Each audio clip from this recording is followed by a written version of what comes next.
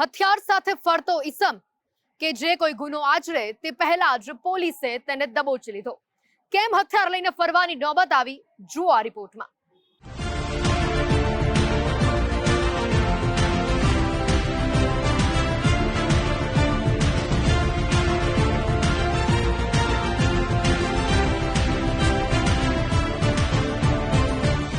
જામનગર પંથકમાં ગુનાખોરીનો ગ્રાફ નાથવામાં પોલીસનો ફરી એકવાર મોટી સફળતા મળી.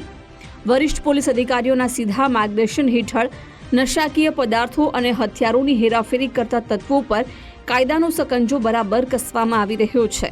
જામનગર લોકલ ક્રાઇમ બ્રાન્ચના જવાનોને ગેરકાયદે પિસ્તોલ સાથે એક ઈસમ આવવાનો હોવા અંગેની બાતમી મળી, જે બાદ ધ્રોલ નજીક આવેલા મોરપર પાટિયા પાસે લોકલ ક્રાઇમ બ્રાન્ચના જવાનોએ વોચ ગોઠવી.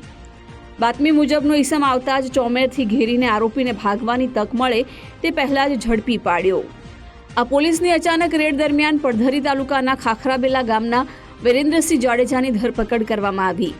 આ માથાભારે આરોપી પાસેથી દેશી પિસ્તોલ, એક કારતૂસ અને મોબાઈલ ફોન જપ્ત કરવામાં આવ્યો. આ ઝડપાયેલા આરોપી વિરેન્દ્રસિંહ જાડેજાનો ગુનાહિત ભૂતકાળ હોવાનું પોલીસની પ્રાથમિક તપાસમાં સામે આવ્યું છે. વિરેન્દ્રસિંહ જાડેજા સામે રાજકોટ શહેર અને ગ્રામ્ય પંથકમાં પ્રોહિબિશન અને હાફ મર્ડરના કેસ દાખલ થયેલા છે. આ માથાભારે ઈસમે મધ્યપ્રદેશના અનિલ ભુરિયા પાસેથી દેશી પિસ્તોલ 25,000 રૂપિયામાં ખરીદ્યાની કબૂલાત કરી છે. જોકે તે મધ્યપ્રદેશના હથિયાર તસ્કર અનિલ ભુરિયા સાથે કોના થકી સંપર્કમાં આવ્યો, શું તે હથિયાર કોઈ અન્ય ઈસમને આપવા જતો હતો કે પછી ગુનો આચરવાના ઈરાદે ધ્રોલ નજીક મોડ પર પાટિયા પાસેથી પસાર થઈ રહ્યો હતો, તે મુદ્દે પોલીસે આખરી પૂછપરછ હાથ ધરી છે.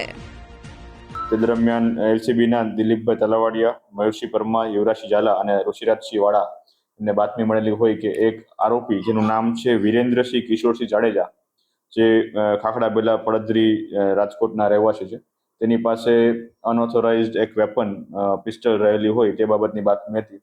તો આ આરોપીની વોચમાં એલસીબીના તમામ માણસો રહેલા હતા. જે સંદર્ભે જે આરોપી જે છે એ રાજકોટ હાઈવે ઉપર મોડપર ગામના પાટિયા પાસે મળી આવેલો હોય અને તેની પાસેથી એક કન્ટ્રીમેડ પિસ્ટલ જેની કિંમત આશરે 25,000 રૂપિયા છે, એક જીવતો કાર્ટિસ જેની 100 રૂપિયા કિંમત અને એક મોબાઈલ ફોન કિંમત 5,000 ગણી અને કુલ 30,100 રૂપિયાનો મુદ્દામાલ સાથે આરોપીને પકડી પાડવામાં આવેલો છે. રાજકોટ જિલ્લાના પડધરી તાલુકાના ખાખરાબેલા ગામનો વિરેન્દ્રસિંહ જાડેજા ચોક્કસ ગેંગ સાથે સંકળાયેલો હોવાનું હજુ સુધીની તપાસમાં સામે આવ્યું નથી, પરંતુ યુવાધનને બરબાદ કરતા નશાકીય પદાર્થોની હેરાફેરીમાં લાંબા સમયથી વિરેન્દ્રસિંહ સંકળાયેલો રહ્યો છે. મધ્યપ્રદેશથી શરૂ કરીને સૌરાષ્ટ્રના વિવિધ ગામ સુધી ફેલાયેલું હથિયાર તસ્કરોનું રેકેટ કઈ રીતે કામ કરે છે? શું ઝડપાયેલો આરોપી હથિયારોની હેરફેરમાં સામેલ છે?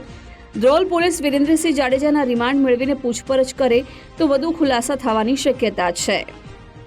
પ્રાથમિક વિગતો મુજબ માહિતી મળતી મુજબ જે આરોપી છે વિરેન્દ્રસિંહ કિશોરસિંહ જાડેજા, એના વિરુદ્ધ અગાઉ રાજકોટ જિલ્લામાં અને રાજકોટ શહેરમાં પ્રોહિબિશન તેમજ 307 મુજબનો ગુનો દાખલ થયાનું પ્રાથમિક દ્રષ્ટિએ જાણવા મળે છે. આ સિવાય અન્ય જામનગર જિલ્લામાં અન્ય કોઈ આના વિરુદ્ધ ગુના દાખલ થયેલા છે કે કેમ તે બાબતની માહિતી હાલ મેળવવામાં છે. પ્રાથમિક વિગતો જણાવતા મુજબ આ જે હથિયાર છે એ મધ્યપ્રદેશના અનિલ ભુરિયા નામના વ્યક્તિ પાસે જાણે મેળવેલું હતું. હવે ખરેખર આ વ્યક્તિ કોણ છે, ક્યાંના રહેવાસી છે અને શું કરે છે એ બાબતની તપાસ હાલ ચાલુ છે. વિરેન્દ્રસિંહે ઝડપાયેલી દેશી પિસ્તોલનો કોઈને ડરાવવા ધમકાવવા જેવી ગુનાહિત પ્રવૃત્તિમાં ઉપયોગ કર્યો છે કે પછી રોફ જમાવવા માટે થઈ પોતાની પાસે હથિયાર રાખતો હોવાની આશંકા છે.